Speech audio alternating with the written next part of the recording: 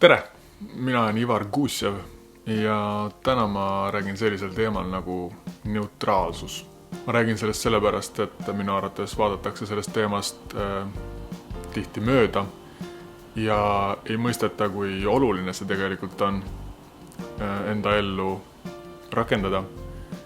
Et tihti on neutraalsusel hoopis negatiivne maine inimeste seas.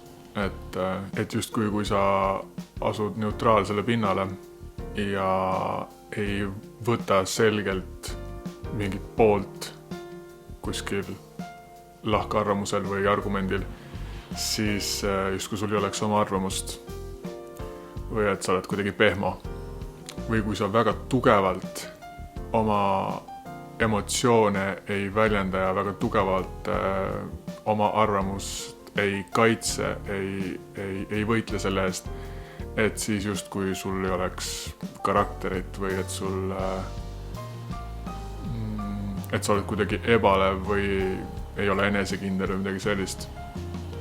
Et tegelikult see on väga kurb, kui inimesed nii arvavad, see näitab, kui tugevad uskumused neil sellel teemal on ja kuidas need uskumused tegelikult juhivad nende elu. Ja mitte just parimasse võimalikku sihtkohta. Mida ma mõtlen neutraalsuse all? Ma mõtlen neutraalsuse all seda, et selle asemel, et alati lasta ennast üles tulevatel emotsioonidel juhtida, tasuks neutraalselt pinnalt asju vaadata. Et kui me iga kord reageerime emotsioonide najalt, siis me ei kasuta võimalust ja me ei lase tervenemisel juhtuda. Et kui mingisugune situatsioon või mingisugused inimesed tekitavad meis väga tugevaid emotsioone, me läheme endast välja, siis selle asemel, et koheselt reageerida, tasuks võtta üks samm tagasi ja vaadata sellele olukorrale nagu kolmanda osapoole pealt.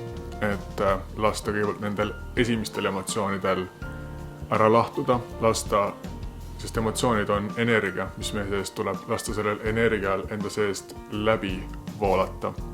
Ja tänu sellele saabki toimuda tervenemine, kui me laseme selle energial läbi voolata endast. Ja kui me ei lase energial endast läbi voolata, siis me tegelikult surume selle energia tagasi alla ja hoiame ennast sellises tsüklis ja ei saa toimuda muutused meie elus. Kõik, mis praegu maailmas toimub näiteks, annab meile suurepärase võimaluse kasvuks, arenguks.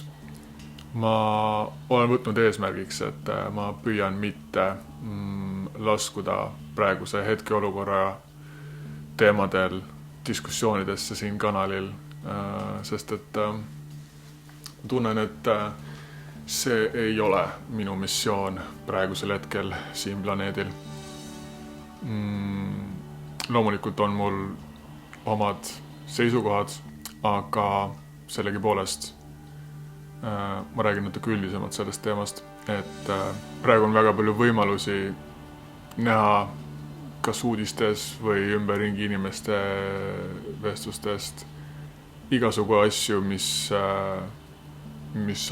meid endast välja viivad, mis on väga polariseerivad.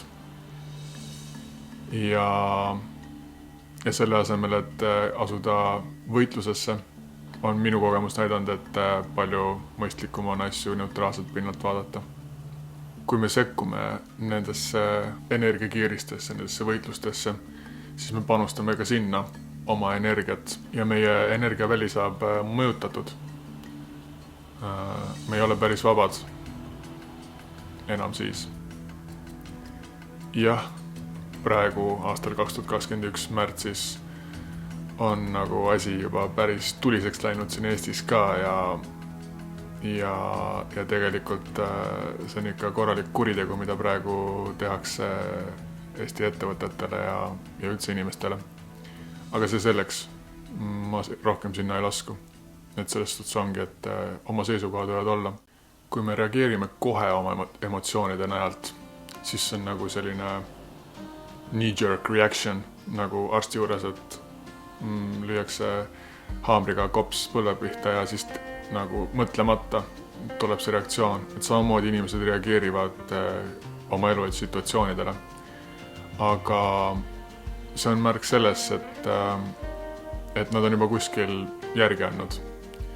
Et nad on oma võimu ära andnud. Mida ma selle all mõtlen, on see, et kui selle asemel, et emotsioonide näalt reageerida, vaid võtta hoopis samm tagasi ja neutraalselt pinnalt asju vaadata, niimoodi saame me oma võimu tagasi võtta sealt, kus me selle andnud oleme. See ei tähenda, et me ei või oma tundeid ja emotsioone tunda. Loomulikult võime. Me peamegi oma tundeid tundma. Kõike seda pettumust või viha või rahulolematust, ärritatust.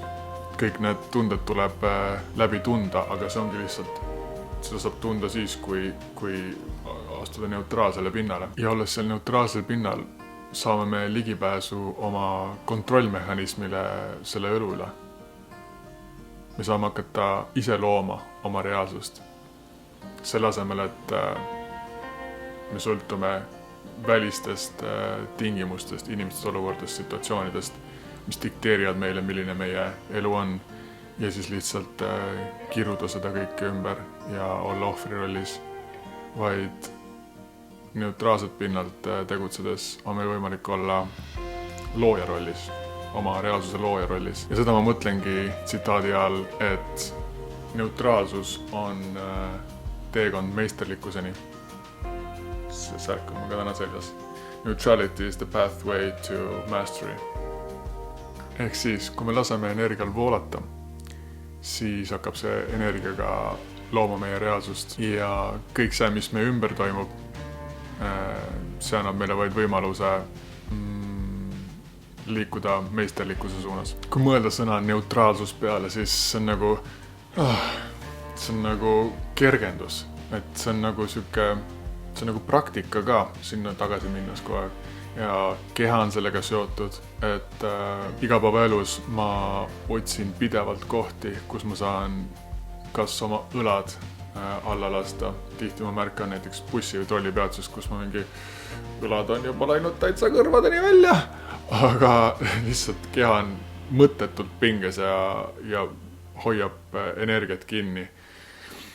Samamoodi kuskil teenindustes, näiteks juuksuris käies on märkan, kui mul hakkab nagu kulm kortsu minema ja lihtsalt samamoodi lasen kulmu lõdvaks või lasen õlad lõdvaks. Lihti oodates kõik siuksed surnud kohad tasub tähele panna, mida meie keha teeb. Ta tihti kipub pingesse minema ja lasta temal ka neutraalsusesse laskuda. Sest et nii saab elu voolata, nii saavad meile ideed tulla ja niimoodi me ei mõtle mingeid negatiivseid mõtteid tavaliselt, mis kipub olema, kui me oleme pinges. Alles hiljuti oli Eestis üks päev, kui oli väga vahva ilm. Ma vaatasin aknast välja, kuidas kõik inimesed käisid niimoodi, otsid käsi kõrval ja lihtsalt ettevaatlikult astusid samm-sammu otsa. See oli see, kui oli hästi libe igal pool ja sadas jäävihma. Ja põhimõtteliselt inimesed olid lihtsalt paanikas ja igal pool muust ei räägitudki. Ja siis ma lihtsalt kuulan inimesi, kuidas räägitakse, et see on looduskatastroof.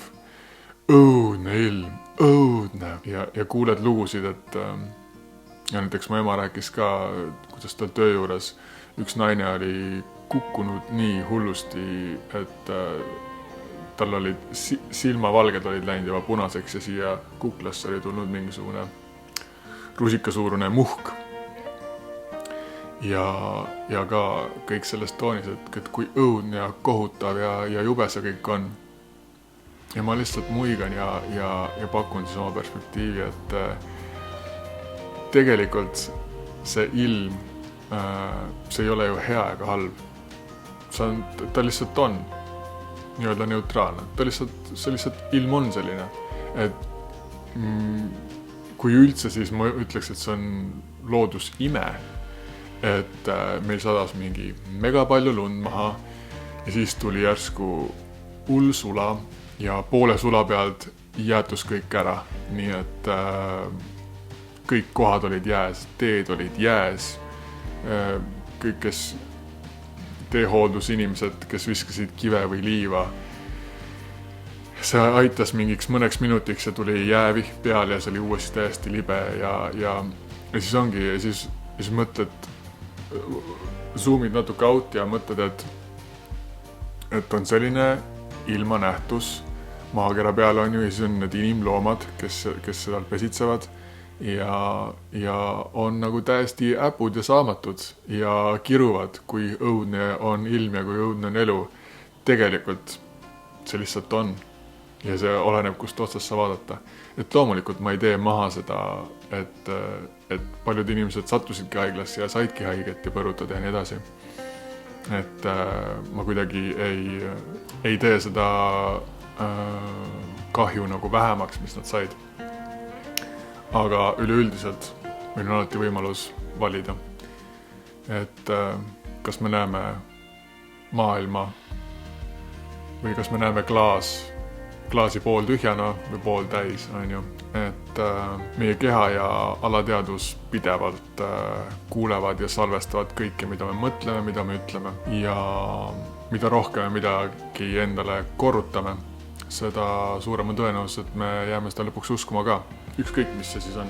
Ja siis ongi, et milleks siis korrutada endale mingit negatiivset asja või milleks võtta selline seisukoht, et igaks juhuks karta, kui miski võib juhtuda või lihtsalt näha asju negatiivsest poolest. Kui meil on võimalus ka võtta teine seisukoht, et see kõik on, ükskõik mis situatsioon, see kõik on millekski hea ja lõpuks läheb kõik ikka nii, nagu ta minema peab ja kui hoida sellist suhtumist, siis lõpuks ei vaja isegi pingutust ja selline reaalsus hakkab endast tõendid andma ka meie ümber, et nii lihtne see ongi. Üks asi neutraalsuse puhul, mis ma arvan, miks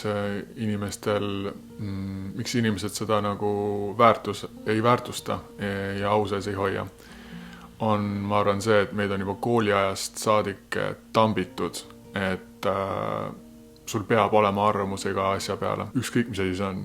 Kirjandustunnis kogu aeg loeti mingi raamat läbi ja siis sa pidid avada oma arvamust ühe ja teise ja kolmanda asja kohta ja kui sul oma arvamust ei olnud, siis põhimõtteliselt said kahe kontrollida. Millest mina nagu olen aru saanud, et ei ole alati kõige olulisem asi pool võtta, mingi leer valida ja siis seda kaitsma hakata või oma tugevat arvamust avaldama, et vahel asjad lihtsalt on nii, nagu ta on.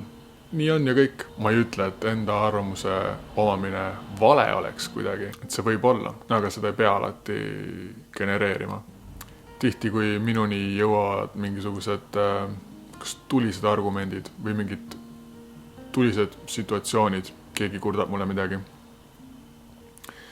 siis ma võtan tavaliselt sellise hoiaku, et ma kuulan selleks, et mõista ühte osapoolt, teist osapoolt, küsin küsimusi juurde, et saada endale selgem pilt ja lõppude lõpuks ma ei pea, ma võin, aga ma isegi ei pea mingit poolt võtma näiteks sellel argumendil. Ma saan neid mõlemaid pooli mõista ja tihti see inimene, kes mul sellest rääkima on tulnud, ma saan talle peegeldada kõigepealt, mida ta mulle räägib, ma saan teda valideerida, mis on võib-olla kõige olulisem asi üldse. Ja üks väga oluline oskus inimestel, mida tasub harjutada, mida tasub praktiseerida, et tihti inimesed ei vajagi muud kui tunda, et nad on nähtud, et neid on kuuldud, neid on mõistetud ja nende tundeid ei tehta valeks. That's it. Tundub nagu liiga lihtne või nagu liiga üldine või midagi sellist, aga te võite ise järgi proovida. Et selles suhtes on terapeudid on ühed väga väärtuslikud olendid siin maamunal, et nad oskavad valideerida ja peegeldada. Ja inimene saab juba sellest niivõrd suurt rahuldust või nagu tema sisse tuleb rahu. Mitte sellest, et sulle öeldakse, et jah, sul oli õigus ja tema oli siga, vaid kui su tundeid valideeritakse, siis see on täiesti piisav. Mitte alati, aga väga paljudel kordadel. Üheks minu põhiväärtuseks elus on vabadus. Ja mida ma mõtlen vabaduse all? Vabadus minu jaoks on valikuvabadus ja suveräänsus. Ja mul ei saa olla valikuvabadust, kui ma olen oma võimu ära andnud teistele inimestele, situatsioonidele, olukordadele. Ja meil on võimalik oma võim tagasi võtta, nagu ma juba mainisin eelpool. Et ühest perspektiivist me jääme alati mõjutatuteks ümbritsevast maailmast. Et see ütlus, et me oleme keskmine 5 inimesest, kellega me kõige rohkem kokku puutume regulaarselt. See peab täiesti paika. Ja selles suhtes lihtsalt tasub valida enda ümber inimesed, kes mitte ei hoia sind tagasi, ei tõmba tagasi, ei ole negatiivsed, ei näe klaasi pooltühjana, vaid hoopis sellistest inimestest, kes toetavad, kes innustavad ja suudavad näha positiivsest perspektiivist asju. Et niimoodi on lihtsalt endal ka palju lihtsam elada, palju lihtsam valikuid teha. Et lõppkokkuvõttes ikkagi ma leian, et me peaksime ise oma valikuid tegema, aga see on lihtsalt fakt, et need inimesed, kellega me ennast sidunud oleme, nende energiad jäävad ka meie energia välja hõljuma ja meid mõjutama, meie otsuseid. Me ise võib-olla ei pane seda tähelegi, aga lihtsalt nii see on. Meie välispidine elu, väljaspoolne reaalsus sõltub väga suuresti sellest, mis meie enda sees toimub. Kas meie sees on torm ja mäss ja vastuolu või meie sees on harmoonia ja tasakaal. Ja see viib mind jällegi tagasi neutraalsuseni, et meie sees on väga palju erinevaid osi. Nendel erinevatel osadel on erinevad eelistused, erinevad soovid, erinevad tahtmised. Kord on üks osa meis esil, teine kord on teine. Paljud osad isegi vastanduvad meie enda sees teine teisega. No väga lihtne näide, üks osa meist on täiega pealehakkaja, on täiega ettevõtlik ja tahab edu saavutada. Teine osa tahab pigem turvaliselt tunda ja vaikselt diivanil istuda ja mitte mingeid muutusi ette võtta ja olla selles mugavustsoonist nagu. Need on 2 vastanduvat osa. Ja neid vastanduvaid osi on 10 või 100 isegi meie sees. Oleneb, kui integreeritud me oleme. Aga nüüd, et nende 100 osadega, 100 minadega ühes suunas liikuda. Selleks, et kõik need osad orkestris mängiksid ühte harmooniat. Selleks on meil vaja neutraalselt pinnalt asju näha.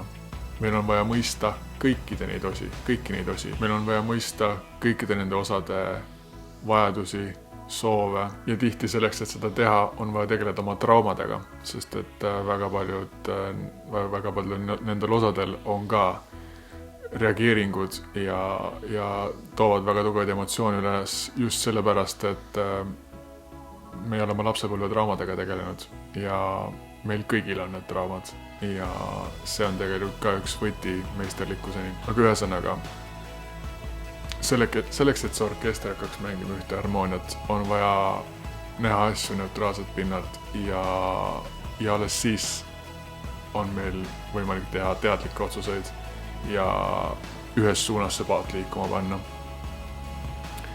Et see on väga oluline. Lõpetuseks ma tahan öelda, et ma olen suur pooldaja selles osas, et me peaksime tundma kõiki oma tundeid, kogu oma tunnete spektrit, lasema kõigel endast läbi voolata.